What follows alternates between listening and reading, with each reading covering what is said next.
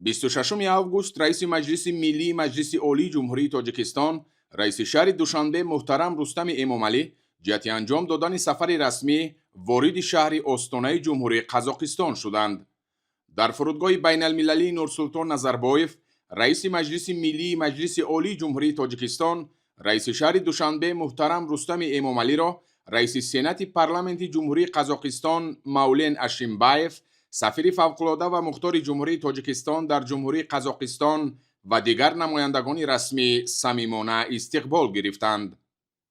Дар ҳошияи сафари расмӣ дар шаҳри Остона, раиси Маҷлиси Миллии Маҷлиси Олии Ҷумҳурии Тоҷикистон, раиси шаҳри Душанбе муҳтарам Рустами Эмомалӣ бо нишони эҳтиром ба таърих ва ваҳдату ягонагии мардуми Қазоқистон дар назди Маҷмӯаи муҳофизони Ватан гулчанбарг гузоштанд. Дар маросими гулчанбарггузорӣ раиси Маҷлиси Миллии Маҷлиси Олии Ҷумҳурии Тоҷикистон, раиси шаҳри Душанбе муҳтарам Рустами Эмомалиро муовини раиси Сенати парламенти Ҷумҳурии Қазоқистон, муовини ҳокими шаҳри Остона ва дигар шахсони расмӣ ҳамроҳӣ карданд. дар доираи сафари расмӣ дар Ҷумҳурии Қазоқистон, раиси Маҷлиси Миллии Маҷлиси Олии Ҷумҳурии Тоҷикистон, раиси шаҳри Душанбе муҳтарам Рустами Эмомалӣ бо раиси Сенати парламенти Ҷумҳурии Қазоқистон Мавлен Ашимбаев мулоқот анҷом доданд. зимни мулоқоти хосаи роҳбарони палатаҳои болоии парламентҳо ва музокироти васеъ бо иштироки ҳайатҳои парламентии Тоҷикистону Қазоқистон, ҳолати кунунӣ ва дурнамои муносибатҳои дуҷониба, робитаҳои байнипарламентӣ, инчунин масоили мубрами рӯзномаи байналмилалӣ ва минтақавӣ мавриди баррасӣ қарор дода шуданд.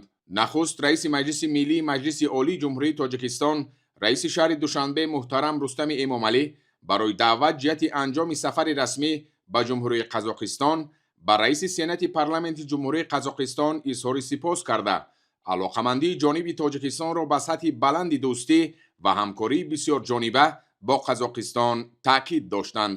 ҷонибҳо аз тамоюли мусбати муносибатҳои стратегӣ ва ҳампаймонии байни Ҷумҳурии Тоҷикистон ва Ҷумҳурии Қазоқистон изҳори қаноатмандӣ намуда, саҳми боризи сарони ду давлат муҳтарам Эмомалӣ Раҳмон ва Қосим Жомарт Токаевро дар тақвияти ин раванд баланд арзёбӣ карданд. аҳамияти таърихии имзои аҳднома дар бораи муносибатҳои ҳампаймонӣ миёни Ҷумҳурии Тоҷикистон ва Ҷумҳурии Қазоқистон ки дар таърихи ҳамкории ду кишвар саҳифаи нав бознамуд зикр карда шуд. робитаҳои байнипарламентӣ яке аз самтҳои калидии маҷмӯи муносибатҳои байни ду кишвар номида шуд.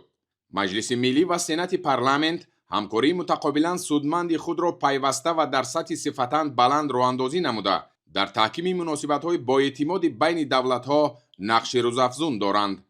аз рушди муназзами муносибатҳои дуҷонибаи кишварҳо соҳаҳои сиёсӣ, тиҷоративу иқтисодӣ, фарҳангиву гуманитарӣ, илмиву техникӣ ва ҳарбиву техникӣ изҳори қаноатмандӣ карда шуд. таваҷҷӯҳи ҷонибҳо ба густариши пайвастаи ҳамкориҳои тиҷоративу иқтисодӣ ва сармоягузорӣ зоҳир гардид. бахшҳои саноати кӯҳӣ, саноати сабук, хӯрокворӣ ва кимиё, металлургияи ранга, дорусозӣ, мошинсозӣ, кишоварзӣ, энергетика, нақлиёт ва коммуникатсия самтҳои афзалиятноки ҳамкории иқтисодии Тоҷикистону Қазоқистон номида шуданд. рақамикунонии иқтисодиёт аз самтҳои ояндадори ҳамкорӣ миёни ду давлат маънидод гардид.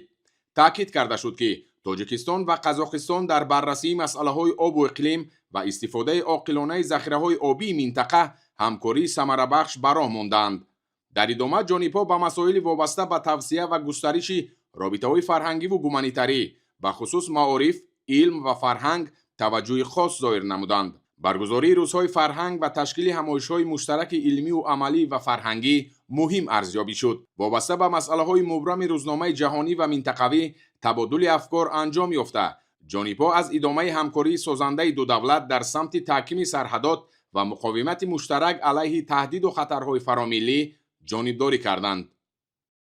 26 август дар ҳошияи сафари расмӣ дар Ҷумҳурии Қазоқистон, раиси Маҷлиси Миллии Маҷлиси Олии Ҷумҳурии Тоҷикистон, раиси шаҳри Душанбе муҳтарам Рустами Эмомалӣ бо президенти Ҷумҳурии Қазоқистон муҳтарам Қосим Жомарт Токаев мулоқот анҷом доданд. дар оғози мулоқот муҳтарам Рустами Эмомалӣ паёму таманниёти гарму самимии президенти Ҷумҳурии Тоҷикистон, пешвои миллат муҳтарам Эмомалӣ Раҳмонро ба президенти Ҷумҳурии Қазоқистон муҳтарам Қосим Жомарт Токаев расониданд. ضمن ملاقات مجموعی مسئله‌های مناسبت‌های دوجانبه تاجیکستان و قزاقستان مورد بررسی قرار داده شد. جانب‌ها با مسائل رشد مناسبت‌های دو کشور در بخش‌های سیاسی، اقتصادی و فرهنگی و بشردوستی توجه خاصه ظاهر نمودند. مسئله‌های امنیتی، خاصتاً تأمین امنیت و ثبات در منطقه از جمله موضوع‌های دیگر مذاکرات بودند.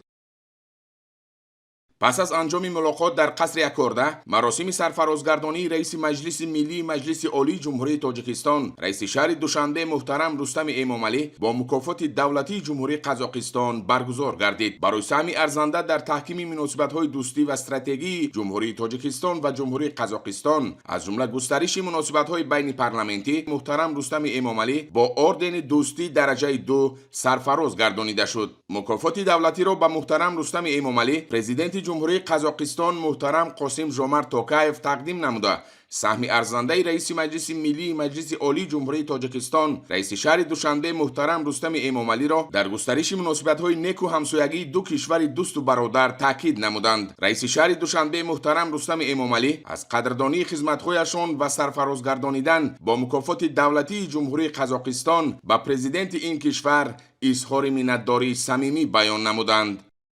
در ادامه روز در دایره برنامه سفر رسمی در قزاقستان، رئیس مجلس ملی مجلس عالی جمهوری تاجیکستان رئیس شهر دوشنبه محترم رستم امامعلی در شهر استانا از تکنوپارک بین المللی استانا هاب بازدید به عمل آوردند. اطلاع داده شد که استانا هاب یکی از کلانترین تکنوپارکان بین المللی استارتاپ های اطلاعاتی و تکنولوژی در آسیای مرکزی به حساب می رود. روند مذکور سال 2018 با مقصد دستگیری و رشد شرکت های تکنولوژی قزاقستان و کشورهای خارجی تأسیس داده شده با فراهم آوردن شرایط مساعد برای تطبیق فعالیت اینوواسیونی در ساحه تکنولوژی‌های اطلاعاتی و کمیونیکاسیونی نگرانیده شده است. مورد به ذکر خاص است که ماه ایول سال جاری با تشبث نوبتی پرزیدنت جمهوری تاجیکستان پیشوای ملت محترم امامعلی رحمان قطعنامه مجمع عمومی سازمان ملل متحد نقش ذهن صنعی در فراهم آوردن امکانات نوین برای رشد استوار در آسیای مرکزی قبول شد که به حیث اولین حجت بین المللی بر روند تطبیق ذهن صنعی در سطح منطقوی توجه می‌دهد. این تشبث امکان می‌دهد که توسط استفاده ثمره بخش تکنولوژی‌های رقمی و ذهن صنعی زمینه‌های مناسب نائل شدن به هدف‌های رشد استوار فراهم آورده شوند. در رابطه با این، رئیس مجلس ملی مجلس عالی جمهوری تاجیکستان رئیس شهر دوشنبه محترم رستم امامعلی آموزش فعالیت باثمر و تجربه تکنوپارک استانا هاب را در این سمت مفید ارزیابی نمودند. 27 آگوست در دایره برنامه سفر رسمی در جمهوری قزاقستان رئیس مجلس ملی مجلس عالی جمهوری تاجیکستان رئیس شهر دوشنبه محترم رستم امامعلی با رئیس مجلس پارلمانت جمهوری قزاقستان ایرلند کاشانوف ملاقات نمود. در ملاقات وضع و دورنمای گسترش مناسبت‌های دوجانبه تاجیکستان و قزاقستان مورد بررسی قرار گرفتند. مکالمه منتظم و با اعتماد و صمیمی سران دولت‌ها در تقویت مناسبت‌های دو کشور که دارای فرهنگ، ارزش‌های معنوی و عنعنه‌های دیرینه همجواری می‌باشند مهم دانسته شد. ذکر گردید که رابطه‌های بین پارلمانتی چون جزئی مهم مناسبت‌های دو کشور دوست به شرافت تلاش‌های مشترک جانب‌ها پیوسته رشد می‌کنند. همکاری تجارتی و اقتصادی از سمت‌های مهم مناسبت‌های بین دو کشور ارزیابی گردید. همچنین اهمیت فعالگردانی سرمایه‌گذاری در عملگردانی لایحه‌های مشترک در سمت‌های افضلیت‌ناک اقتصادیات پیش از همه تجارت، ساختمان، نقلیات، تلکمونیکاسیا، صنعت، انرژتیکا، کشاورزی، رقم‌کنونی و اینوواسیا ذکر کرده شد. در دایره مذاکرات جانب‌ها با مسائل رشد همکاری فرهنگی و گومانیتاری به خصوص توسعه روابط در بخش‌های معارف و فرهنگ توجه ظاهر نمودند. با نظرداشت وضع فعلی در عرصه بین المللی و منطقه ضرورت گسترش همکاری‌ها در سمت‌های مدافع و امنیت مورد تاکید قرار گرفت. 27 آگوست در ادامه سفر رسمی خود در قزاقستان رئیس مجلس ملی مجلس عالی جمهوری تاجیکستان رئیس شهر دوشنبه محترم رستم امامعلی با حاکم شهر آستانه ژنیس کاسیمبگ ملاقات انجام دادند. ضمن ملاقات جانب‌ها حالت کنونی و دورنمای توسعه همکاری‌ها بین برادرشهرها و پایتخت‌های دو کشور دوشنبه و آستانه را بررسی نمودند. ذکر گردید که مناسبت‌های شریکی استراتژی و همپیمانی با جمهوری قزاقستان همچون یکی از سمت‌های افضلیت‌ناک سیاست خارجی جمهوری تاجیکستان میباشد. توجه مخصوص بر روند مثبت همکاری‌های دوجانبه در سمت رابطه‌های بین پارلمانتی بین منطقه‌ها از جمله گسترش همگرایی بسیار جانبه در سطح پایتخت‌ها روانه گردید. از پیشرفت و کامیابی‌های شهر استانه به صفت مرکز سیاسی، اقتصادی، فرهنگی و علمی قزاقستان در سمت رشد استوار و بهبود سطح زندگی استقبال کرده شد. در این ضمن با مسئله‌های گسترش مناسبت‌های برادرشهری و توسعه همکاری‌ها در بخش‌های اقتصاد، سرمایه‌گذاری، فرهنگ، معارف، تکنولوژی‌های معاصر، جوانان، ورزش و سیاحت توجه داده شد. جانبداری این جانب از کوشش‌های صاحبکاران و سرمایه‌گذاران شهر استانه جهت استفاده ظرفیت‌های فضای مساعد سرمایه‌گذاری شهر دوشنبه ابراز گردید. با تجربه استانه در بخش‌های بنیاد مرکزهای معاصر، انشاءات انفراساختاری، لوجستیک، تامین ترتیبات جمعیتی و برگزاری چهاربینی‌های عمومی هوسمندی ظاهر کرده شد. در شرایط امروزه تبادل تجربه در مسئله‌های رشد استوار، رقم‌کنونی محیط شهری، انفراساختار نقلیاتی، اکولوژی، آبادانی و صرفه‌جویی انرژی مهم شماریده شد. 27 اوگوست رئیس مجلس ملی مجلس عالی جمهوری تاجیکستان رئیس شهر دوشنبه محترم رستم امامعلی بعد از انجام سفر رسمی از شهر استانه جمهوری قزاقستان به وطن برگشتند.